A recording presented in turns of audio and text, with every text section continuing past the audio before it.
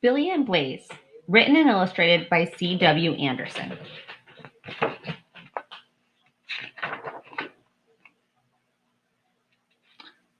Copyright Aladdin Paperbacks. The first paperback was published in 1971. The cover was revised in 2000.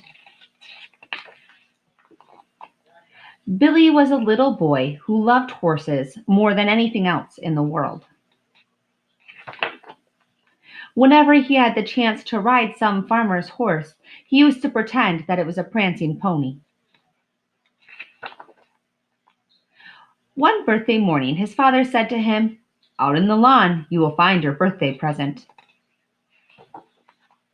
And there stood a beautiful bay pony with 4 white feet and a white nose. Billy had never been so happy. No boy was ever more proud and happy than Billy when he went out for his first ride. Right from the very start, Billy and his new pony seemed to like and understand each other. After thinking for a long time about many names, Billy decided to call the pony Blaze because he had a white blaze down his face. Before going to bed that first night, he took a flashlight and went down to the stable to see if Blaze was all right. Already Blaze seemed to feel at home, and he was glad to see him. As soon as it was daylight, Billy was up cleaning and brushing Blaze so they could take a long ride after breakfast. It was not long before Blaze would come galloping whenever Billy called, for he knew there would be a carrot or a piece of sugar for him, as well as much petting. And he, too, enjoyed the rides through the woods where there was so much to see.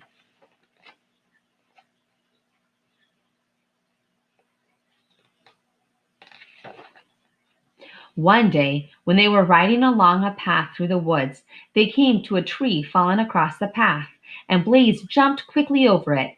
Billy was so surprised he almost fell off, but it was very exciting, and he decided to try it again. So, when they came to the next small fence, he leaned forward and gripped with his knees, and over they sailed. It felt like flying. One day in the woods, they heard a dog howling as if in pain. They rode to the spot, and there they found a dog caught in a trap that had probably been set for some wild animals. Although the dog was badly hurt, he seemed to know that Billy was trying to help him. He stood very still while Billy opened the trap and set him free, and then he limped along home with Billy and Blaze. When they got home, Billy bandaged the dog's foot and gave him something to eat. He was very hungry. The dog seemed to have no home. No one could find out where he had come from, so Billy's father let him keep him. He named the dog Rex, and wherever Billy went, there you were sure to find Rex too. Rex and Blaze were great friends. He went down to the stable to see Blaze very often, and usually slept there with him. One day, when Billy and Blaze were out riding, they saw a sign on a tree telling about a horse show and a silver cup that was to be given to the best pony. "Let's try for it," said Billy to Blaze.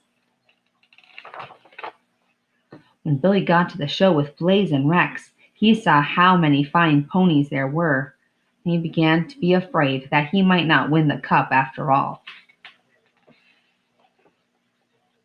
But one pony after another knocked down the rail when he jumped, and Billy began to feel that Blaze might win after all.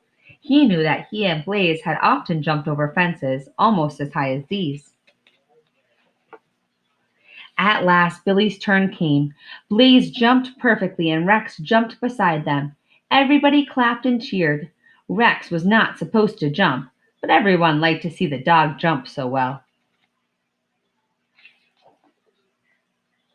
"You have a fine pony," said the judge as he gave Billy a silver cup, almost too big for him to hold. A man came out and took a picture of all three of them. Then the judge pinned the blue ribbon on Blaze's bridle with "First Prize" printed in gold letters on it. The grass and trees looked very green, and the birds sang very gaily as the three went home. Blaze seemed to know he had done well, for he carried his head very high and pranced all the way. Billy was as happy as any boy could be. For Blaze's supper that evening, he brought many carrots and much sugar, and Rex had the finest bone in the house. Billy set the silver cup in his room, and every time he looked at it, he was very, very proud of Blaze. His pony was his best friend. The end.